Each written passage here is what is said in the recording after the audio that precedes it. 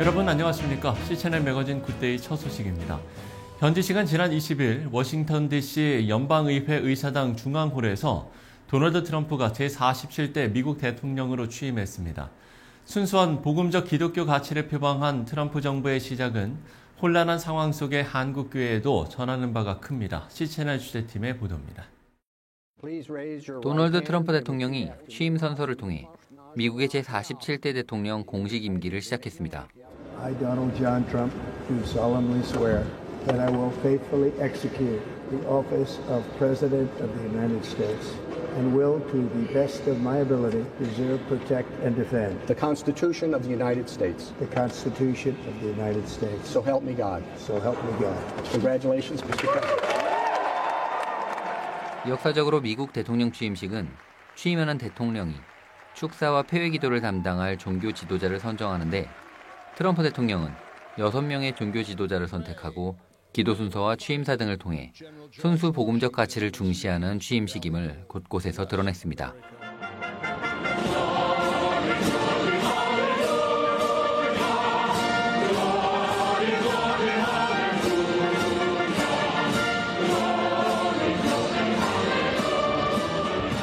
특히 어린 시절 어머니에게 선물로 받은 성경과 아브라함 링컨 대통령의 성경, 두 권을 앞에 두고 취임 선서를 한 트럼프 대통령은 헌법과 하나님을 잊지 않을 거라고 강조하면서 경도된 젠더 정책을 멈추고 오늘부터 미국은 남성과 여성 두 성별만을 인정할 것이라고 선언했습니다. It will henceforth be the official policy of the United States government that there are only two genders, male and female. 특히 지난 2021년 바이든 대통령 취임식에서 예수 그리스도의 이름으로 기도가 아닌 다양한 종교의 이름으로 기도합니다라고 했던 실베스터 비먼 목사와는 다르게 이번 트럼프 대통령 취임식에서 기도 순서를 맡은 프랭클린 그레엄 목사는 예수 그리스도의 이름으로 기도합니다 아멘이라고 말하며 트럼프 행정부의 명확한 지향점을 대변했습니다. We know that America can never be great again if we turn our backs on you. We ask for your help and we pray all of this in the name of the King of Kings, the Lord of Lords, your Son, my Savior, and our Redeemer, Jesus Christ. Amen. 순수 복음주의로 돌아가는 미국을 표명한 트럼프 2.0 시대. 취임식만으로도 다양한 정치적 해석들이 나오는 상황이지만 세속화의 물결 속에 흔들리지 않고 복음주의 기독교 가치관을 표명한 트럼프 행정부의 선택이 전 세계적으로 나타나고 있는 동성애와 젠더 이슈 등 세속화 물결 속에서 지켜져 나아갈지 귀추가 주목됩니다. C채널 뉴스 황정익입니다. 사단법인 한국교회 총연합이 23일 합동총회회관에서 설맞이 신년 기자간담회를 개최했습니다.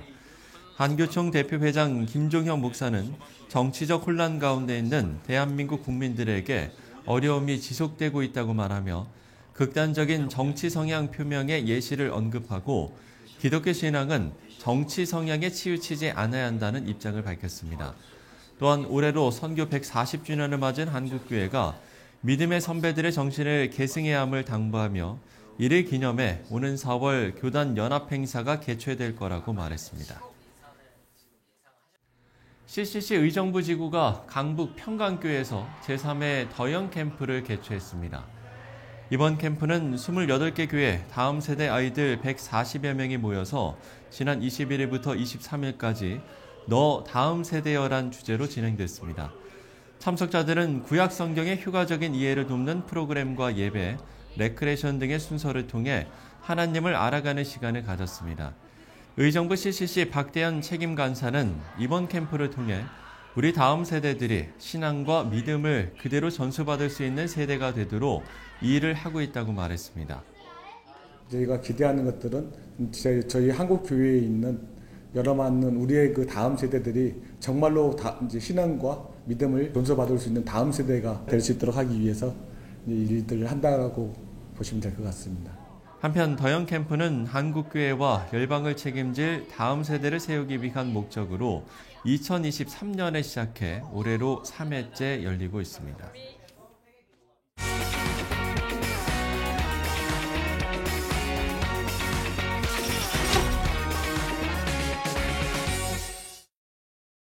이런 명절 연휴를 보내는 때가 되면 특별히 우리 사회 곳곳에 있는 소외된 이웃들을 생각하시는 분들이 계십니다. 오늘 저희 스튜디오에 모신 분도 바로 이런 분이 아닐까 하는데요.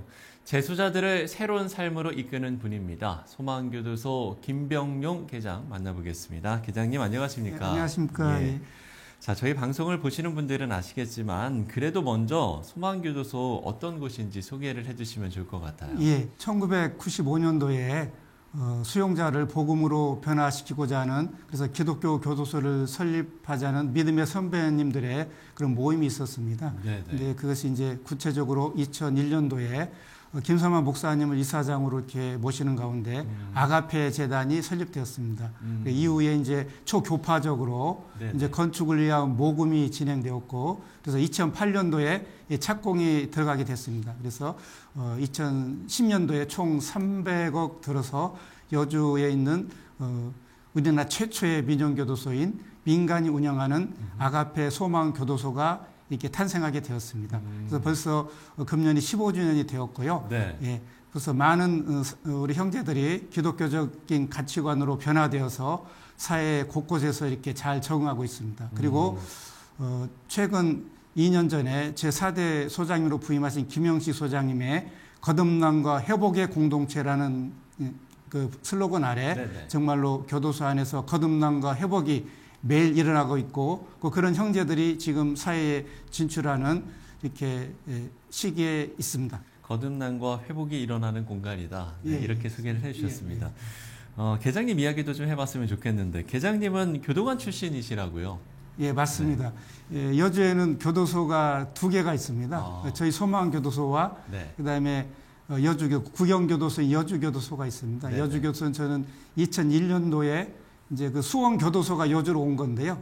그때부터 근무했고요. 그때 직원 기독교 신우회원 일원으로서 우리 수용자와 우리 가족들에게 복음과 또 섬기는 일을 하고 있었습니다. 저는 이제 개인적으로 이 소망이 올 마음은 그때까지만 전혀 없었습니다. 없어서 그래서 그래도 이제 기독교 교도소가 온다고 하니까 제가 2008년도 그 착공하는 그 시기에 제가 3번 방문한 기억이 있어요. 비번날을 이용해서 3번 방문해서 각각 다른 이렇게 장소에서 제가 무릎 꿇고 소망 정말로 잘 되게 해주세요, 형통하게 해주세요, 그 기도하고 그냥 돌아왔습니다. 그리고 있었는데 2010년도에 이제 개청하는 그 무렵에 이상하게 소망으로 안 가면 안 되는 여러 가지 상황들이 전개됐어요. 그래서 이제 저도 이제 큰 일이기 때문에 이제 일주일간 기도원에 가서 기도를 했습니다. 근데 그 가운데 번뜩 떠오르는 생각이, 제가 그 당시 수가섬 사람들이라는 단체를 꿈꿨거든요. 수용자와 가족을 복음으로 섬기는 단체들. 근데 곰곰이 생각해 보니까 소망교도소가 그 일을 하는 것이에요. 맞다. 그래서 그것 때문에 이제 결정을 하게 됐고, 되돌아보면 하나님께서 저를 설득하신 것 같고요. 그래서 감권적으로 참 복된 자리에 보내주신 것 같습니다. 예. 조금 더 좀 이야기를 나눠보자면, 그러니까 제가 듣기로는 사실 3년만 더 근무하시면 공무원 연금을 받으실 수 있었다고 하던데, 그러니까 이 연금을 포기하시고 그 소망교도소를 이제 섬기게 되신 거잖아요. 네. 혹시라도 뭐 농담일 수도 있겠습니다만 뭐 후회는 안 하셨습니까? 예. 정말로 한 번도 후회는 안 했고요. 이제 어떻게 보면 정말로 모든 것을 다 내려놓고 지금도 저 머나먼 이국 땅에 선교를 나가시는 분들에 비해서는 저는 어떻게 보면 아무것도 아닌 그런 생각이 들고요. 굳이 말씀드린데 아까 말씀드렸듯이 제가 한 것이 하나님께서 이렇게 감권적으로 하신 것 같고요. 또 하나는 가족들이, 아내와 아이들이 그때 이직할 때 가족 모임을 했었거든요. 근데 흔쾌히 허락해 줬기 때문에 실은 가능했습니다. 그중에 이제 그때 큰딸이 12살이었어요. 근데 애가 20살 되더니만 아빠, 나는 성인이야. 이제 나는 내 앞길 내가 알아서 할 거니까 아빠는 주원이 동생만 잘 키워, 이렇게 하고 말 그대로 대학교도 자기가 아르바이트해서 또 졸업하고 취업해서 이렇게 결혼 자금도 모아서 좀 요새 나이에 좀 이른 나이에 결혼했는데 결혼하고 그래서 손주까지 낳았습니다. 근데 공교롭게도 12월 1일이 저희 소망에서 개청일이거든요. 근데 제 생일이 12월 1일이거든요. 12월 1일. 예, 맞습니다. 네. 그런데 작년에 그 딸과 아들이 딸은 문자로 아들은 메모로 저에게 아빠 존경해요. 그 말을 했어요. 그래서 제가 연금은 못 받지만 아빠로서 자녀들에게 받을 수 있는 최고의 복을 받았구나. 하나님 주신 선물이구나. 그런 생각을 했습니다. 예, 그렇군요. 가족의 그런 응원과 격려 덕분에 또 더욱더 이 결심이 서게 된 그런 계기가 된 것 같은데 지금 이제 계장님의 말씀만 들어봐도요, 저희가 어떤 마음으로 정말 맡겨진 일들을 잘 감당하시는지 알 것 같습니다. 책 이야기를 좀 해보려고 하는데 소망교도소에서 함께 하셨던 이야기들 책으로 쓰셨다고요? 예, 맞습니다. 저희 소망교도소는 주일날 정말 이렇게 오후 예배가 드려집니다. 첫 네네. 개청 때 주일날 이렇게 예배를 이렇게 드릴 때 주보를 만들었었는데요. 그때 그 본문에 시편 133장 1절 보라 형제가 연합하여 동거함이 어찌 그리 선하고 아름다운가, 거기서 힌트를 얻어서 동거라는 책자를 이렇게 발간하게 됐는데요. 핵심 이유는 소망에 있는 형제들과 전국에 있는 우리 수용자 형제들이 복음을 전하기 위해서 이렇게 만들었고요. 이렇게 만 권이 만들어졌는데 그 비용이 만만치 않은데요. 출소한 형제들, 자원봉사자분들, 직원분들이 십시일반 도와주셔가지고 그 책이 이렇게 발간됐습니다. 주 내용은 이제 말 그대로 복음을 이렇게 쉽게 초, 중, 고 이렇게 형식으로 이렇게 편집이 되어 있고요. 저는 신학은 이렇게 하지 않고 지금도 고졸입니다만 이게 제 실력으로 쓴 게 아니고 하나님께서 지혜를 주셔서 쓰신 건데요. 이렇게 많은 말씀들이 인용되어 있습니다. 감사한 것은 믿음이 전혀 없던 이렇게 무속신앙에 빠졌던 형제들이 그리고 사회에서 배울 만큼 배운 분들이 그 책을 읽고 돌아오는 경우가 있다는 겁니다. 그리고 감사한 것은 이제 사회에서 신앙생활 하다가 이제 교도소 와서 또 이 책을 보고 신앙이 회복됐다고 고백하는 또 형제들도 있습니다. 예. 계장님의 지금 그런 겸손한 모습이나 또 복음을 전하고자 하는 노력하시는 그 모습들로 그야말로 많은 분들의 인생이 180도로 달라진 경우들이 좀 많았을 것 같거든요. 어땠습니까? 예. 이렇게 한 사람이 이렇게 변화되기까지는 어떤 특정한 한 사람의 힘으로만 되는 게 아니고요. 정말로 많은 사람들의 이렇게 협력한 어떤 결과물입니다. 그래서 네네. 저희 소회는 저처럼 하나님께 설득당해서 또는 강권적으로 이게 각양의 달란트를 가지신 직원분들이 120여 명 계십니다. 그리고 또 20대에서 80대까지 다양한 경력의 자원봉사자분들이 많이 계시고요. 네. 그리고 또 감사한 것은 소망에 와서 변화된 형제들이 또 리더 그룹이 있습니다. 그래서 이 세 그룹이 어떻게 보면 아주 이질적이지만 한 몸, 한 뜻이 되어서 어떤 사람들은 물을 주고 또 어떤 사람 심고 이러는 가운데 이 수용자들이 변화되어 가는 거거든요. 또 감사한 것은 이렇게 수용자 형제들이 변화되어서 출소해서 일정 시간 지나서 다시 자원봉사로 들어오고 있습니다. 그래서 아마 얼마 전에 이 자리에서 아마 그 인터뷰한 허준서 전도사님도 얼마 전에 본인이 졸업한 전인회복 과정에 와서 지금 이렇게 섬겨주고 있습니다. 그동안 이제 사회에 이제 정착을 하신 분들도 많으실 것 같은데 그분들에 대해서 좀 뭐 소개를 해주실 사례라든지 뭐 에피소드라든지 이런 것들이 좀 있습니까? 예.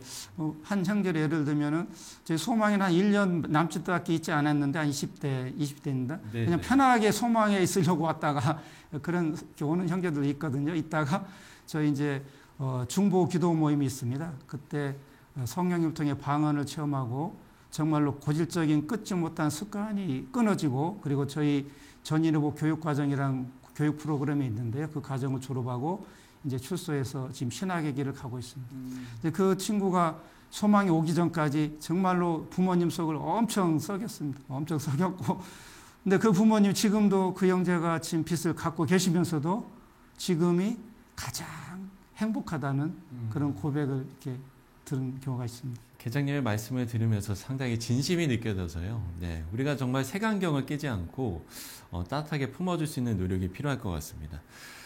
지금까지도 그랬듯이 앞으로도 이제 이 길을 계속 걸어가실 텐데 기도 제목 있으실 것 같습니다. 예. 저희는 이제 계속 말씀드리면 우리 형제들과 자유로운 시간에 중보 기도 모임 시간이 이렇게 여러 야간에도 있고 주간에도 있습니다. 예. 그 중에 늘 저희들이 같이 기도하는 제목이요. 이제 현안으로 이제 먼저 수용자 100명 증원 문제들 기도하고 있고요. 그리고 이제 소망 공동체 관련된 재단을 포함 많은 임직원분들과 그 가정, 그다음에 자원봉사자분들 그 가정, 또 수용자 형제들과 또 그 가정에 영육간의 강간을 놓고 늘 기도하고 있고요. 그리고 이제 저희 소망 공동체가 더 이렇게 잘 되고 있지만 더 이렇게 발전하려면은 여러분의 기도와 또 이렇게 물질적인 헌신과 또 이렇게 인적인 헌신도 필요합니다. 그래서 이런 부분들 기도해 주시고 또 이렇게 적극 동참해 주셨으면 너무나 감사하겠습니다. 예, 시청자 여러분들께서도 이 기도 제목을 놓고 많이 기도해 주셨으면 좋을 것 같고요. 오늘 계장님의 말씀을 듣는 것만으로도 정말 마음이 뜨거워졌습니다. 사랑으로 섬기고 전하며 또 기다리고 믿어주는 일, 우리가 이제 소망교도소 안에서뿐만 아니라 우리 삶에서도 역시나 필요하지 않을까라는 생각을 해봅니다. 네, 지금까지 소망교도소의 전도자 김병용 계장과 이야기 나눠봤습니다. 오늘 말씀 고맙습니다. 고맙습니다. 감사합니다.